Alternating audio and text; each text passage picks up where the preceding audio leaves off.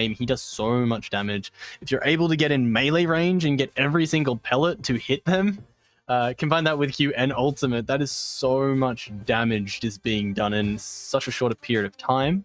Looking towards both team comps as they are, how do you think Boom Esports are going to play this one out? Because it seems as though they've got a bit of a pick comp kind of with how they've drafted.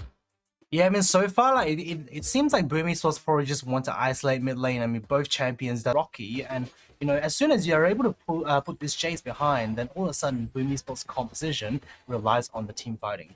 Well, Ruby is being called down for potentially a dive. Wako is low. The Herald is used as well. Wing and Eminem just get straight out of there. Encore is available if Ruby decides to use it. Elects not to, does land the root, and forces the cleanse from Eminem as a result. That's a summoner blown for not much. And then we see in the top lane, the damage of the Graves coming out, but the outplay from Rocky knocking away the Gnar, and oh my goodness, Rocky really just waiting the dive. And Boom Esports on the bottom side of the map, Eminem and Wing are here now. Wako is quite low, he is slowed from the... actually have like ability damage. Actually, no. So basically, all the abilities from champion damaging abilities will apply Mirror Mana as well. That is actually a huge thing on Jace, because as soon as Jace becomes melee range, you actually have a lot of amplified damage. Yeah, it's super critical on a champion that's able to go in and out of melee. As Epic will use Turbo Chem Take, stuns up Wing, but he has so much health. With the thick skin, beautiful from POP, landing a 3-man attracted repel. The Zero will be used, Eminem kiting that one out, but Bivin has something else to say. And Kong Attitude trade that one 2 for 1, playing that one so well. It looks so good after POP landed the massive stun, but oh my goodness, outplay from HKA. Yeah, I mean, really nice counter engage there from Bivin with that 2-man Empress.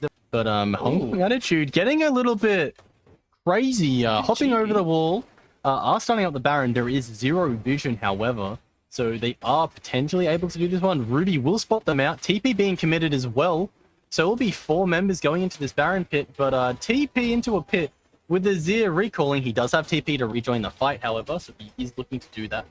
But do they have time? Boom Esports are just going in. This could be a steal. A steal goes over to Seraphine, and the Graves falls as well. They take the Baron, and they take the life of the jungler. Boom Esports win out huge. What? What am I watching? That was... Wait, no way! Hong Kong Attitude, you can't do this. Just maintain the map state, and Zia and the center will eventually just outscale. However, you know, they decided to do this cheeky Baron and got absolutely backfired on. I mean, 5k gold lead as a result for Boom Esports. The Dragon is coming up in 15 seconds, so both teams fighting for priority of the river. Rock quite low, will just hop away, so the Encore goes completely wide. That will not be up for the fight that will be soon pursuing as the Drake fight. But Boom Esports trying to shove in for priority with the Baron that they acquired for themselves. Wako, however, does flush away the Emperor's Divide. Epic is there to stun up the Azir. He is able to get away with the Streamer Shuffle for himself. He is, sorry, the Devour, rather. He will be dropping the Sun Disc turret to stop the wave clear. And BME are starting to path around this river. They have total vision control. The controller does go down, though, so they do not anymore. Hong Kong Attitude are shoving in the mid wave, trying to get priority there. Boom. Pump lands the Magnet Storm into the Attract Repel, into the Encore. So much damage coming through. Double kill for the Seraphine. Now they are chasing the remaining members. Nah, however, is able to do nothing. So much burst damage coming through. The ace for Boom Esports. Hong Kong Attitude with another... Something that is almost release Rakan level of engage, and you know, it is not something that you can really answer. And the fact that you guys are pushing up so far, and you know, just basically exposing yourself to this rel is basically game losing. And really just snowballs your lead. Wako, who hasn't really looked that crazy in these fights, has found himself 1100 gold rather. That's so much damage, but we will be seeing, oh my goodness, Eminem, 1 shock blast. There is half your health bar gone. Will be Wako hitting onto this Frog non-stop, and it will be forcing away 2 members of the team, but Wako could be caught. Gnarl does land onto him, and the Seraphine. Encore will go wide, thanks to the Devour. Re-engage into the Crashdown, into the Magnet Pool. We will be seeing Hongue He's taken down through the Void Seeker, and it will be Boom Esports once again winning out that fight 0-2, and they will be pushing onto the inhibitor turret.